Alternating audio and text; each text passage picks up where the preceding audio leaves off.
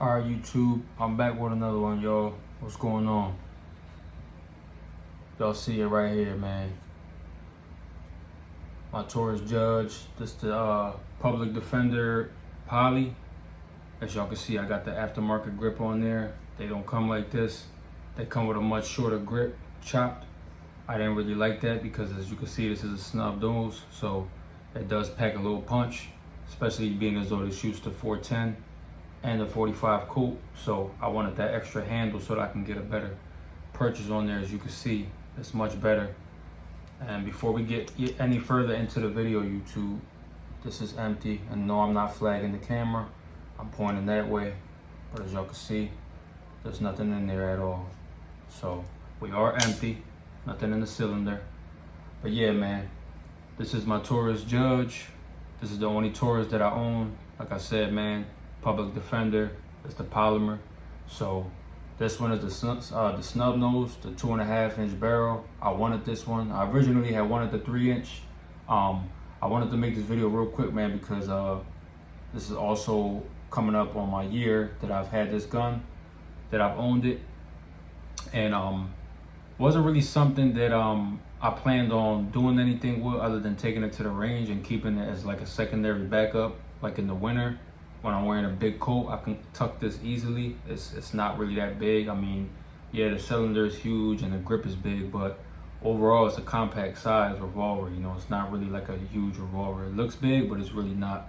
It fits anywhere, to be honest. Especially if you have big pockets on the jacket, you can stuff it in there easily, and you don't have to worry about this trigger going off because this is a heavy 12-pound trigger. As you can see, I'm putting force on there right now, and it is not going anywhere. But if you put enough force when you grip it, when you pull it, I meant, you'll be able to fire it. But obviously that's why you have single action. But I would not recommend carrying like that unless you have a holster, and even then some that can still be a little nerve-wracking. I don't carry this revolver, so like I said, this is more like a secondary backup. I'll probably put this in my car, stash it somewhere if I'm going anywhere. Really just depends on the occasion, or if I'm wearing big heavy clothing like I told you, then that's the only time I'll really carry it. But otherwise, I really bought this for like a bedside gun / range toy, being as though it shoots the 45 coupe and it shoots the 410 gauge. That ammo is really expensive, so this is a disclaimer. If you're ever thinking about getting one of these, be mindful that 45 coupe is not the cheapest. 410 is definitely not the cheapest, and it's also hard to find. 45 coupe not so much, but 410 definitely. 410 you will have a hard time, especially for somebody like me that I don't really have access to outdoors.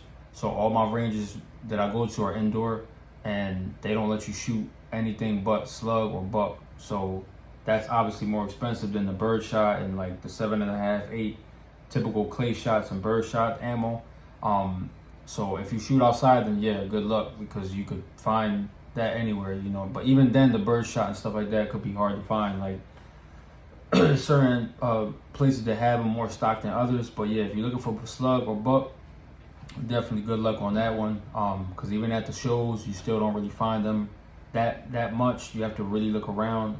I've got a few different brands, but not that much, to be honest, which is why I don't shoot this like that, because I don't have a whole lot of ammo for this.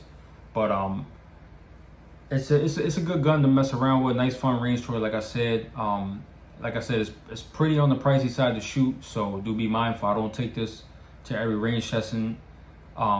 Range session. What the hell is wrong with me today, man? My fault, y'all. Anyway, yeah, every range trip I take, man, I do not always take it because, like I said, it's very expensive to shoot, and I don't have a lot of ammo for it. You know, it's not something that I really put my mind towards. I'm always busy buying either 9mm or 5.56, like my other calibers that I shoot more often than this one. But occasionally I'll buy a box of 410 here and there. If I find it, I'll definitely scoop it up, especially if it's slug or buck, because you can't find it like that. But like I said, it's a fun toy to shoot, man. If you want something that packs a nice punch, a fun range toy, and you know, a starter revolver, I would say go for this one. Even though the ammo is a little bit more on the pricey side, but it's a good value. You're not gonna break the bank buying this. You're really not. You're gonna probably save more money than buying something else, more like a Smith & Wesson or something like that, because obviously those are more expensive. I think they make one as well, like the Judge, but I know it's a lot more expensive than the Judge. But overall, the gun's reliable. I had issues with one type of ammo was being picky with, which is the Hornady, and the cylinder will lock up when you shoot the first round. But other than that, like I've shot like I think it was Remington slugs, ran that with no problem. And I also have some other type of off-brand, I don't know if it's like Turkish made, 410 slug. I haven't even shot that yet. I've only shot this gun maybe like 3 or 4 times since I had it. I do plan on getting more 410 for it and taking it to the range, because I've shot mostly 45 Colt. Probably all in all, maybe like 100 rounds between 410 and 45 Colt within the last year that I had it. So nothing too crazy, man. Like I said, a nice little starter revolver. Obviously, like I said, the ammo's not the cheapest, but I mean, otherwise, it's a good gun to shoot, just to mess around with. And believe it or not, it packs a punch, but not too much. I feel like the recoil is not bad on this for what it is, and especially having this grip on here that's extended. I don't even know what this is. I got this grip from Amazon, I think. I think it's called Patchmeyer or something like that. But quote me if I'm wrong. This does help a lot, though. This will help absorb a lot of recoil, just because you could get a better purchase on it with the grip. With the small grip, me personally, I don't like that because I got long fingers, and not only that, my pinky just always just hung off. So like, and all in all, I never shot with the stock grip on here. I think I might even throw it out. I've never even shot the Judge with that.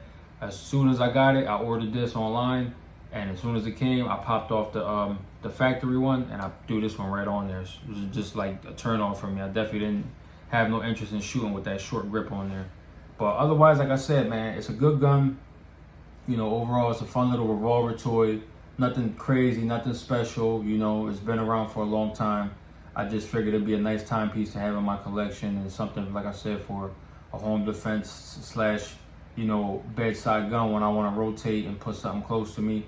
Secondary backup. But this could be whatever you want it to be. You know, if you plan on carrying it, then hey, have at it. But otherwise, man, like I said, you know, it's a good gun. It's got the fiber optic sight, as you can see, so it's very easy to line that up with the back sights. The back sights are relatively like small. It's not really even like, it's a small back post. I don't even, as you can see right there, you know, obviously it's not the highest of sights, but I don't really think you need it, being as though you got that high fiber optic sight right there.